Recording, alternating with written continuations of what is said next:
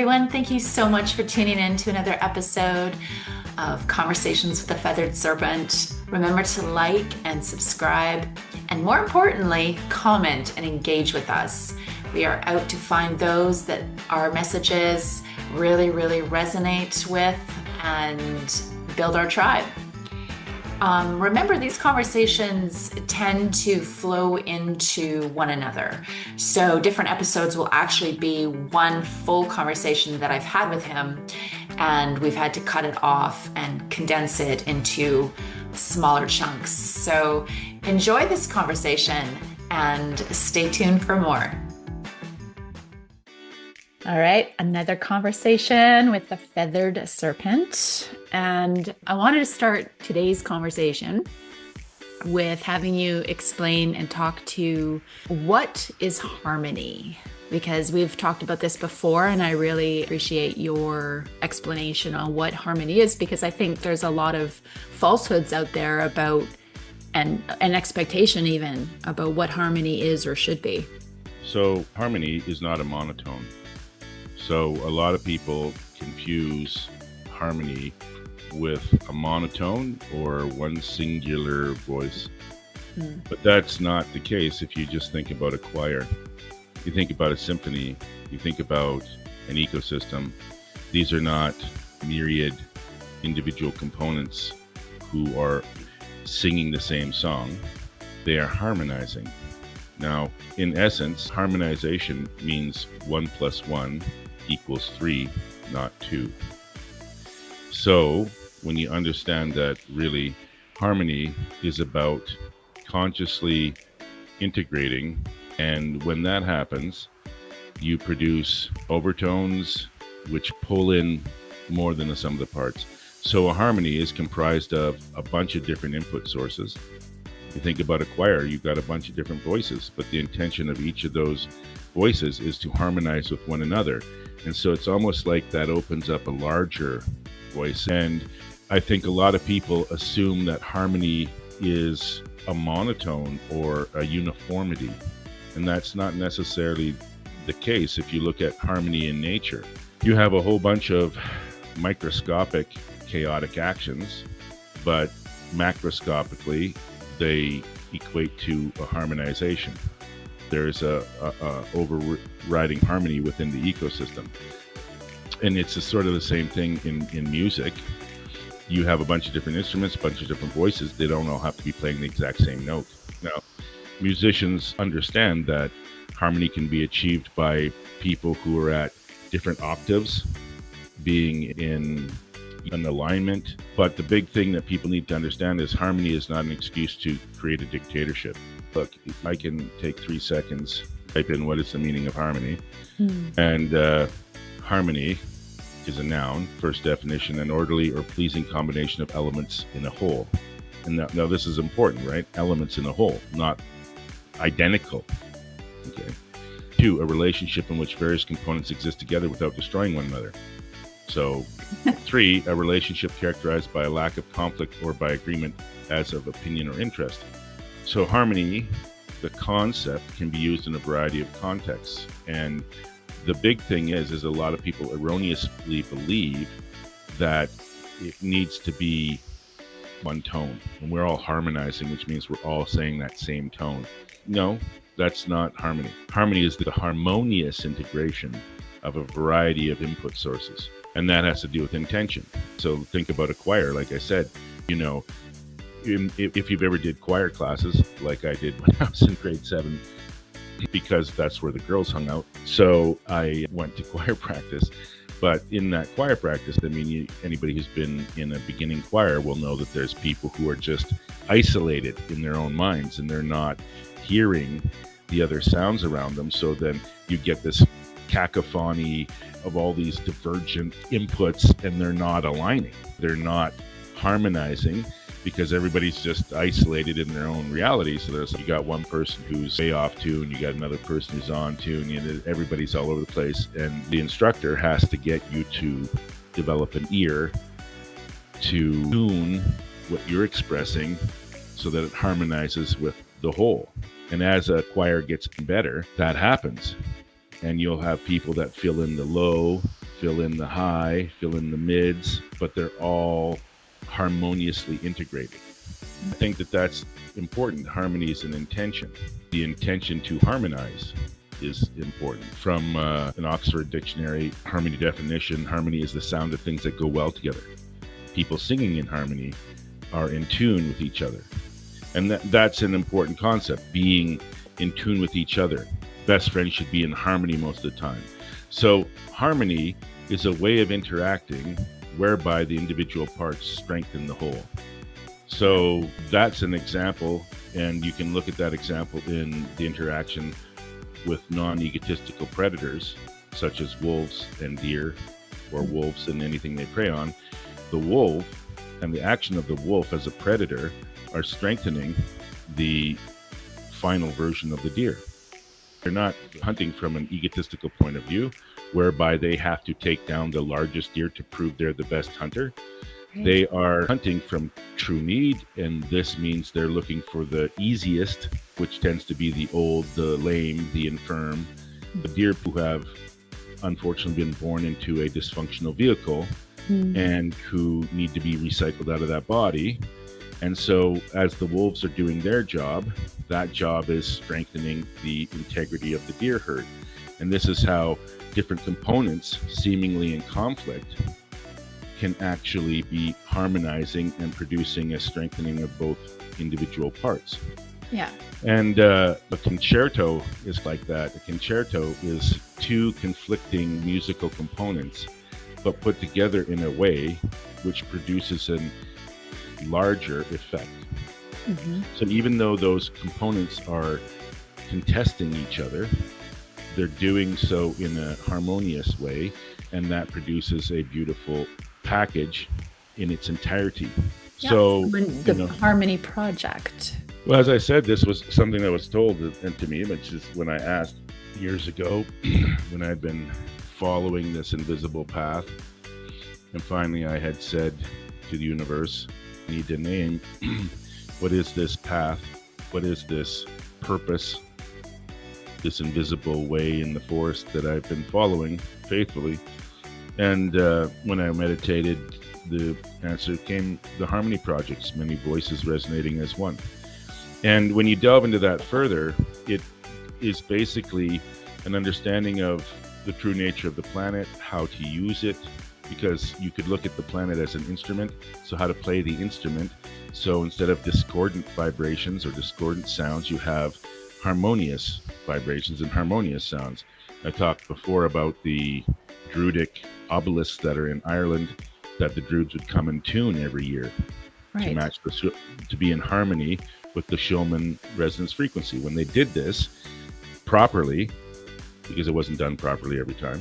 Right. I mean, humans were fallible. So when it was done properly, cows would produce more milk. People would tend to talk out their problems. Children would be born healthy. Bounty, everything would be in abundance. Right. And people would tend to find peaceful solutions to issues. When it wasn't done properly, then there was chaos. Right. There would be bad weather patterns, there would be droughts, there would be conflicts between tribes, there would be conflict between people, there would be people getting sick, etc. So if all things are vibration, then understanding the laws of vibration seem to be a paramount foundational study so that we can utilize the instrument that we're living on for the greatest good. Right. And the book Seed of Knowledge, Stone of Plenty talks about when they went around to most of the sacred sites around the world. These sacred sites were built at certain intersecting points on the planet where the earth grid, ley lines, dragon lines, known by many names, intentionally so that it gets all confused. But where those power lines intersect, they're node points. And when you do something on a node point, your thoughts are either reflected or inwardly reflected, depending on the node point, whether it's an outward vortex or an inward vortex. And it maps almost exactly with the awareness that acupressurists have regarding the human body, all the meridian lines and where they intersect, etc. Yep. So when you go to a certain location and you set up a waveform guide and you tune the energies appropriately, all the behavior of the particles surrounding that field start to become harmonious. If you detune it, if it's not tuned properly, all the particles will behave in a chaotic fashion. Right. And this was known by secret societies. This is not new information. This is old information. It was just kept out of the hands and the minds of the common people. Right. And they have been using this information.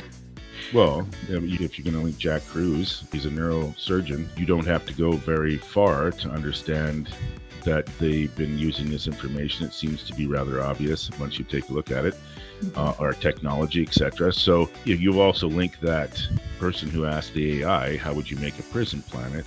And the AI said, well, you do this and this, and it all had to do with vibratory isolation and vibratory noise. Well, then the simple question is, if improper use of this information is creating all the pain and suffering in the world, then what is the antidote? Right. So it's rather obvious when you think about it that way. So the Harmony Projects is basically, as it says on the website, and let's just be precise here. Give me a second. It's theharmonyproject.tv. No S, theharmonyproject.tv. Right. So it says right in the third paragraph, much of what is contained within this site might seem very familiar to some. This is evidence of a subconscious global effort already underway by many groups and individuals not officially connected. Therefore, we seek to remain fluid and adaptable in order to harmonize with as many as possible within this self-manifesting harmony matrix. And this is a concept of, say the planet is alive, and say the planet wishes to heal itself. We have this duality within us, the conscious mind and the subconscious. Well, as Bruce Lipton says, your conscious mind is nothing but a tiny little dot floating on a vast ocean that is your subconscious. So a lot of people think that they need to top down it, which means consciously understand it and then consciously derive a plan and then consciously implement it.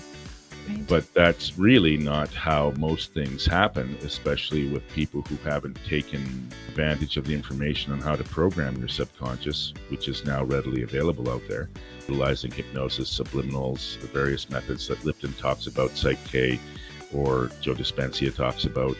There's been people talking about the ways to program your subconscious, and notice that when you program your subconscious, things seem to accidentally perfectly self-assemble. This is because your unconscious is a giant supercomputer that's working 24/7, and one of the things it does is controls your energetic field, and what that vibrates at is what the universe brings into your reality. This is proven by the science of semantics, and semantics can chart this reality. That's the goal of it, is to visualize vibration. When it was created in 1946 by a gentleman named Hans Jenny in Switzerland, the goal was to visualize hitherto invisible vibratory fields and see their effects. And an example I often use, and people will say, find people and they meet in a coffee shop, it's like, oh, what a coincidence. Well, it's not coincidence, it's science. There's no coincidence in there at all. No. There's an actual law in operation, a vibratory law in operation. And an example to illustrate this would be if you took a big pile of sand and you found 3 grains of sand that had a similar resonance frequency, very close, say one number off. So it was 9.727777771, and then the other one was all those numbers except a 2 at the end. And so they'd be very close in resonance frequency. You colored them blue and you put them in that big pile of sand so you didn't know where it was. You expose that pile of sand to a vibratory field that is consistent, and eventually those 3 blue grains of sand will end up at exactly the same place because they respond to the vibratory field in the same way. So the Harmony Projects is, in short, the method and methodology to have peace, health, and well-being on the entire planet. And when you understand this, it's kind of, oh, so I've stumbled on the cure for cancer. Do I shut up because it's easier to do that? Or do I start standing on the street corner telling people, hey, I found the cure for cancer? I'll leave that up to individual consciousness to determine, because we have all planned our life before we came here. Right. So would you stumble onto something like this just so you're supposed to pass it by and ignore it? I would say that the probability is 0. everything that is brought into your awareness for very specific reasons. And so the Harmony Project website, by the way, says all of this, and it says all of this in an image. So images are worth 1,000 words, so you don't have to listen to me yammer on. To understand what this is, you can just look at the image. Global connection, local development, right? So it starts out with showing the planet, and then you'll see a grid form. And then you'll see a grid location open up, and then looks like a hobbit house. Right, well, think about that. And there'll be people who could care less. Mm-hmm. There'll be people who go, that is the thing I've been waiting to put a name on, and that's the name. Great. Really, these conversations are about finding like-minded individuals, because the time that is happening currently is the essentially end of winter, beginning of spring. And because of this cosmological aspect, it is time to find those who share this understanding and coordinate. Now, is it the first thing? No. People should look into something which is amazing, and that it's already been existing since the 70s. It's called Damanhur. Mm-hmm. More precisely, the Federation of Damanhur. I like to think of this as the tip of the spear of the Harmony Project. Do we need alliances? Do we need to share the name? Do we need to have the same symbol on the coat? No. All the forests in the world aren't officially connected, but they all are participating in a harmonious manner, and they don't need to know each other. But so there's something that pops up, and if you see, there's quotes on the site, right? So one of the fundamental tenets of alchemy was that will of the creator could be determined by discovering the laws of the heavens and the earth, thereby serving as a guide for personal conduct. David Maybury Lewis on the book Millennium, Tribal Wisdom in the Modern World. Mm-hmm. So this site is a beginning point with a lot of resources. If you look at the suggested reading list, and mm-hmm. this will begin to guide people on a journey of discovery. And I think all teachers and healers on the planet at this time would agree that the job is not to have somebody sit in front of a person ad nauseum, abandoning all their reasoning. It's to start a spark within somebody, and that spark lights a fire, and that fire leads you to your purpose. So there is no mistakes. All the near-death experiences will pretty much agree that things are beyond our conception of perfect. We don't understand, and yet it seems all jagged and rough, and why this suffering, and why this, and why that. Well, if you stand back and go, it's perfect, so why would something perfect like this happen? You can see some of these ideas unfold in some sci-fi movies, like The Butterfly Effect, when he erroneously concludes that there was a mistake in his life, so he figures out how to go back in time and fix the mistake. And when he goes and fixes the mistake, everything else in his life screws up. Mm-hmm. So you can't climb a mountain unless you're in a valley. We have had some inquiry about people wanting to know how to get involved with the Harmony projects. I've led them to the website, which we've suggested. Mm-hmm. So they go to the website. This all resonates with them. What would be their next? Yeah, so the website was left intentionally as is. This wasn't about necessarily, when it was creating a group, it was more about putting the information out there, and those who seek find it. And then, much like what happened with me, universe, the force, the koala, the universal mind will take it from there. I think it's up to people to determine what level do they want to be involved. If you look at the people in Damanhur, there was a seed group of around 16 people who felt so powerful they moved onto the same plot of land and started to do the same thing full time every day. So there's that kind of involvement. There's a kind of involvement where people just educate themselves on this and then bring this awareness into their own life wherever they are on the planet. So it really depends on what you're called to do. With my personal life, I never really fit in to the box. So why? When I discovered this, I was all in. So that's me. You might be different. Another person down the road might be different still. So we're all looking for this, mistakenly I might add, authority to make things easy for us. Tell us how to think. Tell us how to feel. Tell us what to do. Well, that's what got us here. That kind of displacement of personal power into authority figures. Now, when someone says, but you're saying you're a teacher and you know this shit, and yeah, that doesn't mean I want you to sit here and abandon your reasoning skills or sit here and become a puppet, because anybody who understands this to its final extension will realize it just makes more work for me. Right. I still haven't figured out why anybody wants to be a dictator, because it's just a lot of work. Well, then you also just recreate what we're trying to 100%. break away from. Right. So this is about me, not me telling people what they should do, but more like people telling me what they should do. And you look at the information here and you feel compelled to be a part, well, then figure out how to reach out and say that. There's various ways to do that. We only recently revivified some of the links here because, of course, this is a time of contention. You just can't really just fly the flag up there and say, hey, I want to overturn all your diabolically evil control mechanisms that poison the planet. I'm going to heal them. Please don't shoot me in the head, because that's naive. This is something which, of course, those who currently control the planet don't want disseminated out there. And you need to be mindful of this. When you're walking in the bush, there may be bears or cougars, and if you're going to be silly and naive and ridiculous, you might have a problem. Well, there's a natural consequence. Right. And if you're going to be mindful, if you're going to be present, then you probably will have no problem. Right. And so you can go sign up for, I think the info says contact. It says inquiries at theharmonyproject.tv. They can reach out to us right on the channel, and we'll get back to them. And when people say, well, geez, you make it rather difficult. No, I don't. But let's just say oftentimes universal mind will challenge you and say, how much do you really believe in this? And it's a purification. A lot of the time, I would say. Right? Because this is why conflict exists. Right. So I've read Sun Tzu's The Art of War over 1,000 times. And I disagree with its title. I don't think it should be called The Art of War. I think it should be called The Art of Conflict Resolution. And when Sun Tzu was asked, well, you're a Taoist, and Taoists are pacifists, why did you write a book on war? Yes. So he said, well, because when I was meditating alone in nature for 9 years, wherever I looked, I saw conflict. So I concluded that conflict must be part of the divine plan. Yes.